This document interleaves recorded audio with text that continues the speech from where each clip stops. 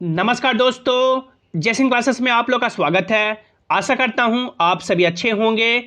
जितने भी कैंडिडेट जिन्होंने अपना पूरा प्रोसेस आरआरसी लेवल 1 का ईस्टर्न रेलवे कोलकाता से कंप्लीट किया है, सभी कैंडिडेट या तो अपने पैनल का वेट कर रहे हैं या डिवीजन अलॉटमेंट का वेट कर रहे हैं या ज्वाइनिंग का वेट कर रहे हैं। तो इसी के क्रम में आज के डेट में फिर से एक अपडेट अवेलेबल है, जिसमें कैंडिडेट को फिर से आरआरसी की तरफ से मेल भेजा जा रहा है। बात करेंगे कि कैसा मेल आ रहा है, इसका क्या रिप्लाई देना है, क्या करना है, और सबसे इंपॉर्टेंट कि अभी जो 3 पैनल जारी किया गया, पार्ट पैनल 1, पार्ट पैनल 2 और पार्ट पैनल 3, जिसमें काफ़ी सारे कैंडिडेट को पैनल में नहीं लिया गया। अब किस रीजन से नहीं लिया गया, उनका क्या आगे होगा, इस पे भी चर्चा करेंगे। और आगे जो आने वाला पैनल है उसमें क्या हो सकता है, और डिवीजन अलॉटमेंट और ज्वाइनिंग का क्या अपडेट है, इस पे भी बात करेंगे। तो पूरे वीडियो में आपको बने रहना है। यदि आप लोग चैनल पर पहली बार आए हैं या अभी तक भी सब्सक्राइब नहीं किए हैं तो कर लीजिए, ताकि जो भी रेलवे के आगे के अपडेट हो उसकी सही और सटीक जानकारी आपको मिलती रहे। आप लोग यहाँ पे पढ़ सकते हैं, ये मेल कैंडिडेट को मिला है, जिसमें आप लोग यहाँ पे देख सकते हैं RRC ER to me you have to produce SC यानी कि schedule caste central format certificate annexure 2 in railway format sub caste should be mentioned Mehtar be present with the original certificate and submit within 5 June 2023 at the RRC office Eastern Railway. देख सकते हैं office यहाँ पे address दिया गया है। यानी candidate को जो पहले ओबीसी कैंडिडेट को इस तरह से मेल या कॉल जा रहा था कि अपना मान सकते हैं ओबीसी सर्टिफिकेट सबमिट करे सेंट्रल, यानी कि सेंट्रल, पहले तो सेंट्रल का होना चाहिए, उसके बाद रेलवे फॉर्मेट में होना चाहिए और उसमें सब कास्ट भी मेंशन होना चाहिए। तो ये पहले ओबीसी का यानी मेल भेजा जा रहा था। अब एससी के कैंडिडेट को मेल भेजा जा रहा है कि यानी कि उनका वो सबमिट करना है सेंट्रल, यानी कि उनको सेंट्रल फॉर्मेट में सबमिट करना है और एनेक्सर 2 जो रेलवे है रेलवे में उसमें भी सबमिट करना है।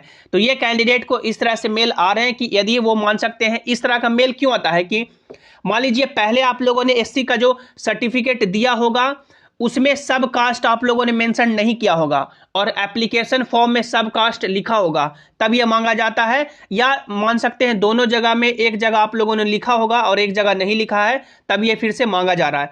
तो इस तरह का देख सकते हैं डेट 5 जून तक दिया गया है अलग अलग कैंडिडेट को। जैसे ही मेल आएगा उसका अलग डेट हो सकता है। तो अब बात करें कि इनको क्या करना है। तो इनको यानी जितने भी कैंडिडेट को मेल आता है, ये सभी कैंडिडेट के लिए नहीं है। सभी कैंडिडेट फिर बाद में मान सकते हैं ये परेशान होने लगते हैं कि हमें भी क्या सबमिट करना है। तो जिनको मेल आता है या जिनको कॉल आता है कि आपको सबमिट करना है, तभी आपको करना है। क्या सभी ओबीसी वाले बच्चे सबमिट किए? नहीं ना। तो इसी तरह से जिनका इशू होगा, रेलवे खुद भेजेगी ईमेल या आपको कॉल करेगी, तब आपको सबमिट करना है। सभी को इसमें टेंशन लेने की बात नहीं है। तो जिनको यानी मेल मिला है, जो भी आपको डेट दिया गया है उस डेट के अंदर आपको सबमिट कर देना है। अब इसमें सबसे बड़ा जो सवाल है कि जो 3 पैनल आया उसमें मान सकते हैं सैकड़ों बच्चों को नहीं लिया गया, चाहे वो यूआर के कैंडिडेट हैं, ओबीसी के हैं या किसी कैटेगरी के हैं जिनका सिलेक्शन एज ए यूआर हुआ था, तो उनको क्यों नहीं लिया गया।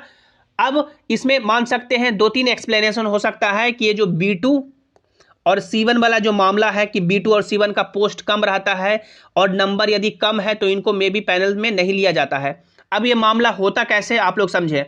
मान लीजिए एग्जांपल से कि आपको मेडिकल स्टैंडर्ड C1 मिल गया, आपको मेडिकल स्टैंडर्ड C1 मिला है, तो आपको मेडिकल स्टैंडर्ड C1 मिला है तो आप सिर्फ जितने भी C1 का पोस्ट है उसी के हकदार हैं। ये नहीं कि आपको A2 का या A3 का या B1 का जो पोस्ट है वो मिल जाएगा। इससे आप लोग पहले ही यानी बाहर हो चुके हैं। आपको मेडिकल स्टैंडर्ड C1 मिला है तो सिर्फ आपको C1 का पोस्ट मिलेगा, लेकिन जिनको मेडिकल स्टैंडर्ड A2 मिला है, A3 मिला है, B1 मिला है, वो तो सभी के हकदार हैं। यानी जिनका A2 मिल गया, नीचे वाले जितने भी यानी कि मेडिकल का पोस्ट है वो सब के हकदार हैं। जिनको A3 मिला, जितने भी A2 को छोड़ करके सभी के हकदार हैं। तो ये यहाँ से आपको ये मामला समझ में आता होगा। अब मान लीजिए कि C1 का पोस्ट टोटल 100 है, एग्जाम्पल से लेके चलें, जो भी हो सकता है। C1 का पोस्ट टोटल 100 है और C1 यानी जो C1 मेडिकल मिलने वाले यानी ऐसे कैंडिडेट आपके यानी कि जोन में, मान लीजिए कि C1 टोटल 20 कैंडिडेट को मिला है आपके जोन में। टोटल मान लीजिए कि C1 है जो टोटल 20 कैंडिडेट को मिला है आपके कैटेगरी में, ओबीसी है या जो भी कैटेगरी है, यूआर है, ईडब्ल्यूएस है। टोटल C1 का पोस्ट 100 है। टोटल 20 ऐसे बच्चे हैं जिनको मेडिकल स्टैंडर्ड C1 मिला है और जो अदर यानी बच्चे हैं, चाहे जितने भी बच्चे हैं, A2 मिला है उनको या A3 मिला है या B1 मिला है, तो ये C1 पोस्ट के लिए सभी हकदार हैं। यदि उन्होंने अपना पोस्ट प्रेफरेंस डाला होगा तो इनको C1 का पोस्ट मिलेगा। अब मान लीजिए कि आपका नंबर भी कम है। एग्जांपल से ये जो 20 बच्चे ऐसे हैं जिनका नंबर मान लीजिए कि कट ऑफ से पॉइंट नंबर ज़्यादा है या एक नंबर ज़्यादा है, और जो A2 A3 B1 वाले कैंडिडेट हैं यानी इनको तो C1 का पोस्ट भी मिल सकता है और नंबर भी ज़्यादा है, और यदि इन्होंने अपना पोस्ट प्रेफरेंस भी डाला है। अब मान लीजिए कि 100 सीट में से 90 सीट 100 सीट में से 90 सीट यही सब कैंडिडेट लेके चल जाते हैं, A2 A3 B1 वाले जिनके नंबर भी ज़्यादा हैं, मेडिकल स्टैंडर्ड भी ज़्यादा है। यदि ये 90 सीट लेके चल जाते हैं तो बचे सिर्फ 10 सीट। तो 10 सीट तो यही यानी 20 बच्चे में से बटेगा ना, तो 10 सीट में यानी कि 10 बच्चों को मिलेगा, 10 बच्चे बाहर हो जाएंगे। तो इस तरह से आपको यानी कि मामला समझना है।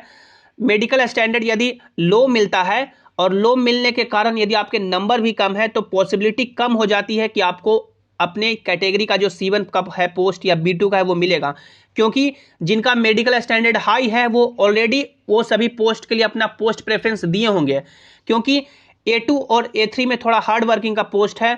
B जो आप लोग अदर पोस्ट देखिएगा जैसे C1 में, उसमें मान सकते हैं वर्कशॉप का पोस्ट है, तो उसके लिए कैंडिडेट अपना ज़्यादा प्रेफरेंस देते हैं। इसी के कारण उनका यदि नंबर हाई होता है तो वो पोस्ट दे दिया जाता है, क्योंकि उन्होंने अपना प्रेफरेंस में दिया है।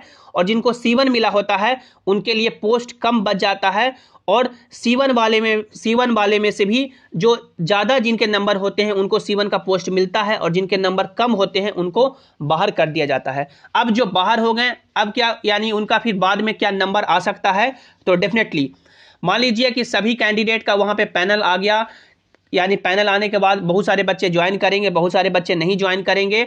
उसके बाद ओवरऑल मान सकते हैं पहले आपको ही प्राथमिकता दी जाएगी। यदि C1 का पोस्ट खाली बच रहा है तो ये नहीं कि उस पर सेकंड डी भी करा लिया जाएगा। सेकंड डी भी उन्हीं पोस्ट पे होगा जिसमें कैंडिडेट वेटिंग में नहीं होंगे, तो सेकंड डिवी से पहले आपको प्राथमिकता दी जाएगी। यदि C1 का पोस्ट खाली रहेगा फाइनल ज्वाइनिंग के बाद, फाइनल सभी होने के बाद, तो जो कैंडिडेट जिनका पैनल में नाम नहीं आया उनको प्राथमिकता पहले दी जाएगी। उसके बाद यदि पोस्ट बच जाता है तब सेकंड डिवी आपका कराया जा सकता है। तो आई होप यहाँ तक आपको सारे डॉट क्लियर हो गए होंगे। डिवीजन अलॉटमेंट और ज्वाइनिंग की बात करें तो जैसा कि आप सभी को मालूम होगा कि 1 जून के जो डेट में प्रोटेस्ट रखा गया था उसी में बताया गया था कि 15 जून तक सभी कैंडिडेट का पैनल आ जाएगा। उसके बाद लगभग मान सकते हैं 2100 या 2200 बच्चे का पिछले वीडियो में हम लोगों ने जो कवर किया था कि वहाँ पे डिवीजन अलॉटमेंट का जो आपका फेयरली पैलेस है, हेडक्वार्टर है सेंट्रल यानी कि ईस्टर्न रेलवे कोलकाता का, वहाँ पे चल रहा है। और धीरे धीरे सभी का मान सकते हैं 15 जून तक जिनका पैनल पहले आ चुका है उनका डिवीजन भी अलॉट हो जाएगा और संभवतः जुलाई महीने से आपका ज्वाइनिंग शुरू हो जाएगा। तब तक आप लोग अपना धैर्य बना के रखें। इसके रिगार्डिंग मन में कोई भी डाउट है तो आप लोग नीचे कमेंट में पूछ सकते हैं, और आप लोग अपने दूसरे एग्जाम की भी तैयारी में जरूर जुड़े रहें ताकि आप लोग सिर्फ इसी पे ना फोकस रहें और आपका मन है जो मान सकते हैं दूसरे चीज़ों पे लगा रहे। आई होप आज का वीडियो आपको अच्छा लगा होगा। लाइक कीजिएगा, अपने दोस्तों के साथ शेयर कीजिएगा।